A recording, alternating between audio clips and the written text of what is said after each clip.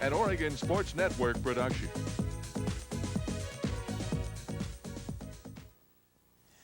Hi, everybody. I'm Todd McKim along with the coach, and welcome to this week's show. We'll take a look back at that great victory over Arizona. Of course, preview the next game coming up for the Ducks as they try to make it a sweep over the state of Arizona. The Sun Devils of Arizona State come to town this week, and also have a couple of special features, including a look back at the last Rose Bowl team that represented the University of Oregon back in the 1958 game. This was Hall of Fame weekend at the University of Oregon. 4 individuals, players, coaches inducted into the Hall of Fame along with that 58 team. And I think maybe the game tape from this Arizona game will also go into the Hall of Fame too. Congratulations. Well, thanks, Todd. You know, the interesting thing is this is our 3rd inducted class into the Hall of Fame. And so far, knock on wood, we're 3 for 3 on the games after the Friday night induction. And we certainly didn't want to do anything to dampen not only the 58 Rose Bowl team, but all the other outstanding individuals that were honored and inducted into the University of Oregon Sports Hall of Fame Friday night. So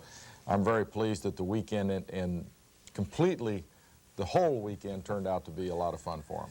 Well, it was a great game. It was a low-scoring game, 10-9. Your team trailed by 9 points at halftime. But in the second half, dominated play defensively. Your offense did what it had to do to win the football game for the 2nd consecutive week. You come from behind in the second half to win.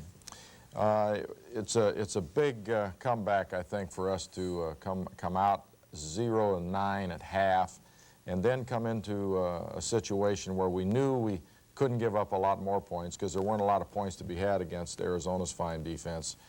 And our defense really did dominate the second half. I think we held Arizona, I think, to 2 first downs, Todd, the second half, maybe 39, 40 yards total offense. And our offense really took advantage of moving the football. We had some players come off the injured list that hadn't practiced much, McLemore, Steve Harden, to name 2, that were big factors in the game. Certainly Steve Harden's play with Paul Wiggins and Tassi Malapai out of the game in the first half with injuries.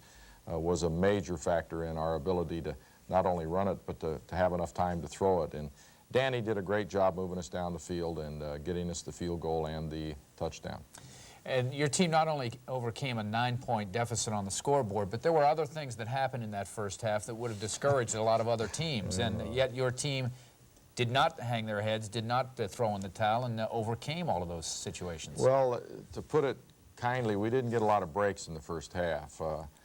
Certainly things did not go our way, whether fumbles were ruled non-fumbles or real fumbles, or some bad mistakes on our part that we deserved on some flags that nullified some good plays, a possible interception right before the half that was not allowed, and they get the field goal to go in 9-0 at half. So there were a lot of things we had to overcome, and we talked about that at halftime, and we knew that we were within striking distance, but we had to step up our level of play.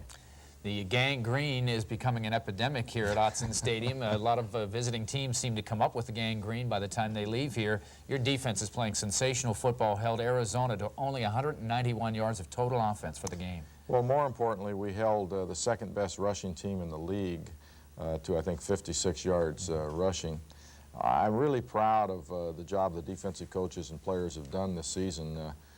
We weren't a cohesive defensive football team early in the season, but we are now, and we have a lot of different people stepping up and playing. Mark Slyman started ahead of Mark Smith this week again, and Mark Smith came back in and played very well. Derek Barnes started ahead of Reggie Jordan. Both Reggie Jordan and Jensen and Barnes, all 3 played very well at outside linebacker. And Herman O'Berry looked like he's back closer to 100% in this game than he has been since the injury in the Iowa game. Well, it was a great win, and for the first time since 1970, your team heads into the month of November right in the thick of the Rose Bowl race. Well, we're in the race, but to stay in the race, we have to get to 5-1, and we're playing Arizona State, who had a very impressive win over BYU at Provo, crushed them with over 500 yards of total offense. They're a very good football team. There are no bad teams in our league, so this is going to be the real test now, because we've come through 4 ranked teams, 3-1, and now we go into what a lot of experts are saying, people like yourself and the other media people, are saying that, oh, these are games the Ducks, you know, are going to be favored and should win, and oftentimes those are the most difficult. Well, we'll talk about Arizona State a little bit later on in the program, but let's get right into the highlights. The first quarter, Arizona won the toss, but as you can see, Bill Musgrave along with Chris Miller and Dick James, the honorary game captains at the toss of the coin. It's nice to see those guys back out at Autzen Stadium. They were afraid of our kickoff return people, so they pooched it, and Herman O'Berry gets us decent field position with a 13-yard return. They come out and give the ball to Pulu Malapai, and he shows his determination, refuses to go down, picks up 3 to 4 yards. On 2nd and 7, Danny, you seem to work the out patterns a lot early in the first half. Well, we felt we could get the ball on the short hitches and outs and slants and things with a 3-step drop, and Danny did a nice job of looking people off and finding the open receiver, and Pat Johnson got to learn to get that ball in the outside arm. Freshman mistake, but fortunately the fumble goes out of bounds. So you're mounting a little bit of a drive here. Ricky Whittle, who got the start at tailback, gets 5 there, but the drive unfortunately stalls. This 3rd down pass is incomplete, and so Oregon has to punt it away. We pick it up. The Cats have the ball, 3rd and 17. This pass is incomplete. Big play here because we get called for defensive holding that gives them an automatic first down when we had them stopped. They come right back, hit Dice on the fade pattern up the sideline on one-on-one coverage with a perfect throw. But Rich Rule breaks through, gets the tackle for a loss. Chad Cota, who played a great football game at the top, comes up on top, forcing the play back inside, and Rule blitzes through to make the tackle for a 5-yard loss. So the defense holds, and Steve McLaughlin comes in and bangs through the field goal, and the Wildcats have the first points of the ball game, 6-0 or 3-0 with the 6:09 left to play. When I really felt we should have been out of there and had the ball, and we gave up 3 points with the penalty, and we give up great field position here with a late hit after the play is over, and get pushed back up, can't do much with it, and Arizona comes back with the ball. Jeff Sherman had it in his hands, and he is upset. He broke on the play, played it perfectly, and just didn't make the interception. Carter again trying the run, nothing doing there. He tries it again. Not much daylight for, as you mentioned, a guy coming in averaging 129 yards per game. That's right. We held him, I think, to 76, but you see, again, a nice job by Chad Cota forcing the play back inside, and there's Derek Barnes, who got his first start, and he made a nice play coming from the inside out. Good punt here. Again, a very, you know, it's a little touch in the back. The Huskies got away with a few of those on us, but we didn't get away with that one, and it nullified a great return, 35 yards by Herman O'Berry, and instead of having the ball at midfield, we're back in the shadow of our own end zone again. Damron Ricketts, little hitch pass again. You see on the replay here, 3-step drop, not much chance that they can get the rush to Danny. And Dameron goes up and makes a nice catch. Doesn't tuck the ball away. Again, it fumbled, but it's out of bounds. Arizona's quick, and they really hit hard. 3rd and 4 play here. And Johnson, he's been very steady on 3rd downs for you. Really is. It's a nice job here. This is a 5-step drop, and Johnson catches it. What we'd also hoped here, Todd, is that we would catch some of these and break a tackle and make a long play. Arizona tackled very well. Danny took a big hit after that one as well. And the little out here to Ricketts. He once again had 5 receptions for consecutive games, and as you can see, the Ducks have the football, but the Wildcats have the lead. It's time to get into the second quarter highlights. Arizona has the 3-0 lead with the field goal in the first quarter. We pick things up early in the second, and O'Neal back to pass, and this time is sacked, and that kills the drive, the fumble, and Arizona recovers. I questioned whether Danny O'Neal was down on that play, and it's really inconclusive on our films. But certainly Arizona takes advantage of that. Nice pass to Dice, and then they try to run the ball again out of the shotgun here.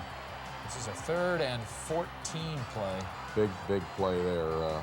Pretty well covered by Herman, but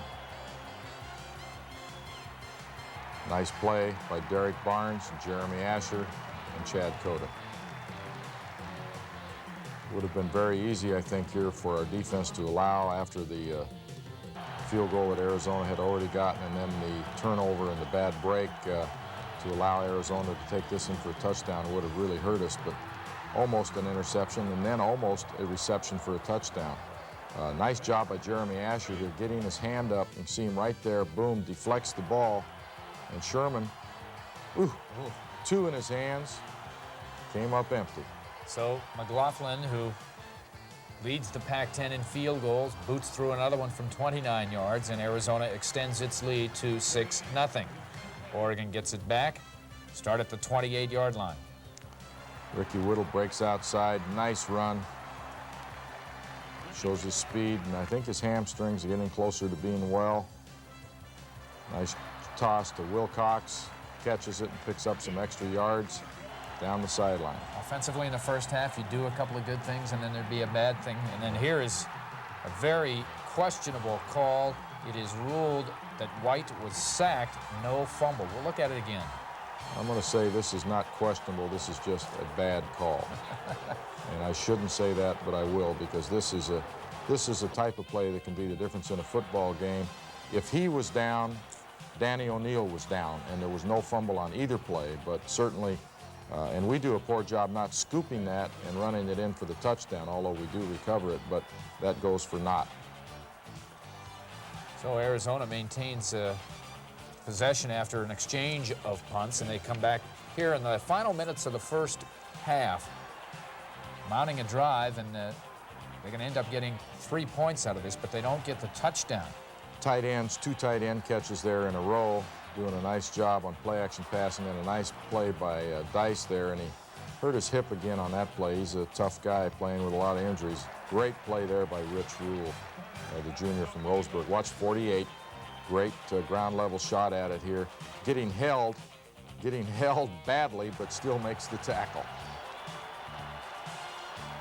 Rich Rule in double digits in tackles in this game. Carter, this was his longest run of the day, as he, or at least the first half, he gets 10. Arizona then, with a couple of seconds left, goes for a touchdown, and this was another close one that went against Oregon. You make the call down here at the goal line. The official really is screened from the play because the ball is behind him. Herman has the ball. His feet are in. That's an interception. I got to tell you, that's an interception. It is not ruled that way, and McLaughlin kicks a field goal, so that makes it 9-0. That means it's a two-possession kind of a game right now, but as we mentioned, Oregon will overcome some of those obstacles. Each team has had a possession as we pick up the activity in the third quarter. Arizona has the football up around the 40-yard line. They had good field position on this drive, but again, your defense will not even bend in this half. This is a third down play, short of the first down. So Oregon gets it back, and finally the offense gets something going on a consistent basis. The out pattern as O'Neil hits Ricketts, that's a gain of 12 and a first. See on the replay here again, it's a five-step drop with excellent pass protection. Bob Baldwin coming off the injured list, and his first action since the Washington State game. Went in the first quarter at the guard spot when Malapai was injured and played virtually the entire game. Throw the out pattern again to Ricketts, a little hitch pass. It's not a lot of yards, but just eating it up as best we can. And here's a nice job getting to the corner by Ricky Whittle, being led by Eric Reed. And a wide open Kristen McLemore, his first catch since about the Washington State game when he was injured on his last reception. You see, it's just a little slant route, and he is very open, and he takes it straight up the field and gets us within field goal range. And then Danny with the longest run from scrimmage of the day, I believe, 16 yards here. Good job by Danny. Nobody was open. Just again, the quick drop, three-step drop. We've thrown quite a few. They're getting a little nervous, and they lose contain over here on our right side, the defensive left side. And Danny does a real nice job running it up here, getting down, and getting us very deep into Washington State territory. Pass to Pat Johnson. Ooh, break that tackle. Down to the 8-yard line. And now we have to settle for a Belden field goal. And this is a big field goal for a freshman from the state of Arizona, probably the most nervous week he'd had in practice all year long. Well, he performed admirably. Johansson kicks off nice here, gets it pretty deep down to about the 6 or 7 yard line, trying to save Belden's groin. And a nice job by Eric Wynn and Isaac Walker keeping leverage on the ball as their returner breaks to the outside. And there have been a few games we weren't there, but we were disciplined in our coverage and stayed in our lanes. Well, at this point in the game, I think your team has to feel pretty good. You're back in it. You're only one big play away from maybe taking the lead. Nice job here by Herman O'Berry forcing this sweep inside, and Reggie Jordan getting the tackle for the loss. I should say. And then on 3rd and 7. Come with the all-out blitz. They pick it up, but great coverage by Alex Molden. Almost an interception. Going to have to give him a few more juggling lessons. They get it back after the offense can't move it, and there's Reggie Jordan again. This is the type of play that really gets everybody fired up. The fans, the team, the offense, the defense. Just a little flare pass here, and Reggie coming up after dropping and taking away the deeper route in the zone and makes a great hit on Carter for no gain. Try to pound it inside. Nothing doing there either. And Rich Rules at home to make the tackle.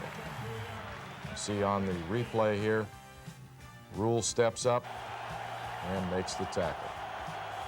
So 3rd and 9.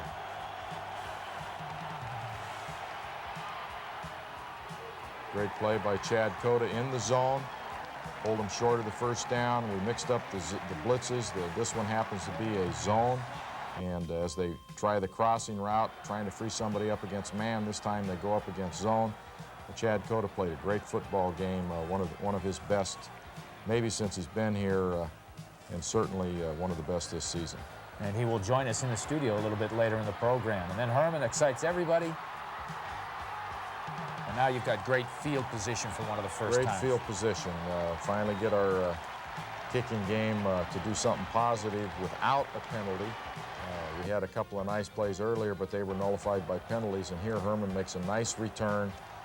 And we start late in the 3rd quarter with a nice pass over the middle to Pat Johnson. Again, quick drop, but Danny looks left, covered there, comes back right, and nice catch by the young freshman. Thrown a little high and behind him, but he snagged it. That was 3rd and 11. He got 11.5 yards and the first down. Well, once again, a heartbreaking 4th quarter coming up ahead as the Ducks really lay it on the line and walk the tightrope, so to speak. They are trailing going into the 4th quarter, 9-3. But as we pick up action, they have the football in Arizona territory. 3rd down and 8. Big play here by both O'Neal and Johnson. It really is. We're in the shotgun, and they're coming with pretty good pressure, and O'Neal looks right again, but delivers the ball just as he gets hit to a nice catch by Pat Johnson, working away from the man coverage to the outside. Try the trick play here, the alumni play, and Arizona must have known something about it because it was covered.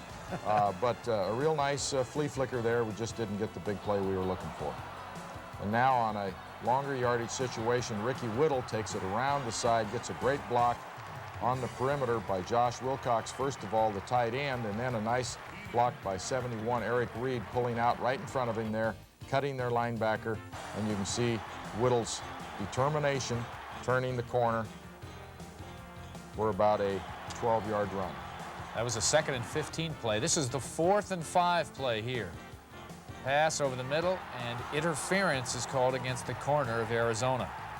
It's obviously a big play and a break for us at that point in the game when some of the breaks had not gone our way. And here is a great play to Josh Wilcox that we hoped that we could get them in the man-to-man coverage, and that's exactly what we got, Todd. What you see here is they're lined up in a blitz situation. They're going to bring somebody, and the linebacker here, if we got this coverage, is responsible to come out and cover the tight end wherever he goes. So O'Neal drops back to throw here. Josh Wilcox comes off and bends away from the linebacker, who really is in pretty good shape, but Wilcox has a step on him all the way, and O'Neal delivers the football to Josh even before he turns his head, and as he turns around, it's a perfect throw, and Josh lets it cradle in his hands in the corner for the touchdown. We'll look at it again. You see we have 2 wide receivers split to the bottom, 1 at the top. Run a little slant in underneath, and Josh breaks it out, and the ball's in the air as he looks back. Perfect throw, nice catch, touchdown Ducks. So now, Belden with a chance to give your team the lead. Probably something that got lost in the excitement of the touchdown was how critically important that extra point was. He knocked it through on that drive. You were successful on 3 third downs and 1 fourth down. Nice play here, obviously by Mark Schmidt on the pass rush. Gets White for the sack. Back there with him, Derek Barnes, 2 young sophomores. Try to draw a play here to Gary Taylor, only gets 3, and now they have to boot it away. And we're showing this one because of Herman O'Berry took a big hit on this, and it sounded like it was after the whistle. Well, it was after the whistle, and I don't know whether the officials weren't paying attention, they're just marking where he was or what, but he slammed to the turf, and those are the kind of things that need to be eliminated from football because they cause other players to get frustrated, swing back, talk back, and just too much of it. Big play for us here. Another big break in the second half. The crowd noise confused the center, and he snapped it between White's legs, and they lose 19 yards. And try to go to Dice again, and Isaac Walker snuffed it out. Big hit by Isaac, knocking the ball loose there. You get it back, you can't move it, you have to punt it away. Matt had a poor punt on the previous punt, but here he gets off a great one, 46 yards. A nice punt by Matt there. And good coverage downfield by Josh Wilcox. So 4 consecutive passes coming up for Arizona. They're running out of time, less than 3 minutes to play. Nice coverage and almost intercepted by Alex Molden. Come on the blitz, Chad Cota. Oh, almost. We'll ask him about that one a little later on. It's one of those almost deals. That's one you dream out, bounce up in the air and maybe catch it and run in with it. But great play by Chad, nevertheless, getting Carter before he even had a chance to get the football.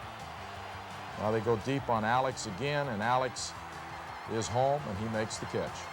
And he wants offensive pass interference. So on 4th down. And we were here last week on 4th down, and this time the defense comes up big. Again, Alex Molden, great coverage, but good pressure up the middle. They bring in the blitz. You can see Derek Barnes coming around the corner. You can see Reggie Jordan coming around the corner right into White's face, and nice coverage by Alex Molden. And he did a good job of keeping that left hand down, not to get pass interference. The Cats get it back for a couple of Hail Marys, but Mary wasn't home. You can see the incompletion here. And then the final defensive play of the afternoon. Our only takeaway of the day, when we should have had probably several, but a big play by Chad Cota, the senior from Ashland, ends the game and brings the fans onto the stands prematurely again because there was still 1 second left on the clock. I'm kind of surprised the officials didn't just say, hey, game over. But at this point, they try the Hail Mary again, and it's overthrown. We've got a lot of people down there, and Chad gets the interception, I think his 3rd of the year, and it's a big play by the defense. So you get to take the knee for one last snap, and celebration begins at Autzen Stadium for the 2nd consecutive week, upsetting a nationally ranked team, a team ranked in the top 10 in many people's polls, and obviously a very happy sight. I hear Arizona State. Arizona State. That's what I'm talking about. That's exactly what I'm telling you. So there's the final score. Oregon defeats Arizona 10-9. Both teams now with conference records of 4-1. Certainly an exciting game. Let's take a look at the statistics. First of all, first downs, rushing, passing. You're ahead in every single category there. Not a lot of offensive yards for either team, but you had more than Arizona did. Flip the page, you see turnovers. Each team with only 1 turnover. Punting, both guys did a pretty good job. Third down conversions, about on the seasonal averages for both teams. Sacks, not many. When you look at the 2 teams, Arizona, of course, known for their ability to put the quarterback down. Individually, Danny O'Neill, a solid game, and maybe the statistics don't reflect how good of a game he did play. And White, you can see, had a real rough time against that Oregon secondary. Receiving for the 2nd straight week, Ricketts with 49 yards. Patrick Johnson, again, the big third down man. And Wilcox back into the offense this week after the tight ends didn't catch a pass last week against Washington. And, of course, the big touchdown reception. Rushing, Ricky Whittle led the way for Oregon. As we mentioned, Carter held to only 79 yards, 50 below his regular season average. And defensively, look at this. 4 guys in double digits. And add to the tackles, deflections. Chad had 3 deflections and the pick. And Jeff Sherman had 3 deflections as well. In fact, the defense had 12 deflections for the game. What about the emotion of your team coming off those huge victories over Washington and Arizona? I think one of the impressive things for me going into the Arizona game is your team didn't have a mental letdown, as can happen after a huge emotional win like the Washington game. And although you didn't have points in the first half, I don't think that was because your team didn't play hard. So now you've come off 2 of those and you have to keep them up again. Well, if we have a letdown, we're in trouble. I mean, every game is like we're playing a #1 ranked team in the nation to me right now. I mean, that's the position we've put ourselves in with the play in the 4 game stretch that we've had here, playing 4 ranked teams, beating 3 of them. Now we've got to take advantage of that. And if we sag at all, it's over. Our chances of being 5-1 in the league and taking the next step are over. So we've got a lot of work to do mentally and on the practice field to prepare against a very good Arizona State football team. So, I mean, we just have to strap it up and find a way to get it done. Let's take a look at the other Pac-10 scores from this weekend to see, kind of shake things out here. You see that big win by BYU, or by Arizona State at BYU. Sun Devils are now 2-3 in the league, 3-5 overall. Washington defeated Oregon State, but the Beavers had a chance to tie that ball game or go ahead in the 4th quarter. Flip the page, you can see UCLA got its first conference win of the year as they defeat Stanford thanks to a touchdown and a late 2-point conversion. The Cardinal now 2-5-1. They have been eliminated from any bowl possibilities. And California, boy, they gave Washington State all they could handle. California ended up with its 4th-string quarterback in there. But it was Washington State finding a way to win, improving to 4-1 in the league, 6-2 overall. USC had the bye. Now, looking at the schedule this week, you can see Arizona State at Oregon, USC at Washington State. One of those teams is probably going to be out of the Rose Bowl race at the end of this week. California at Arizona, Washington at Stanford, and Oregon State has a non-league game against Pacific. So the big game this week for the Ducks is Arizona State. Begin the month of November. You'd like to complete this 4-game homestand, and what a 4-game homestand it has been. I know there wasn't a capacity crowd this last week. Hopefully there will be, but I will tell you the folks that came out this last week made as much noise as 50,000 people, not whatever it was. It sounded more than full. Yeah. Great crowd we had last week, and there's no question that helped us pull out the victory. All right. We'll see what happens next week. Hope to see everybody in the house. Let's pack this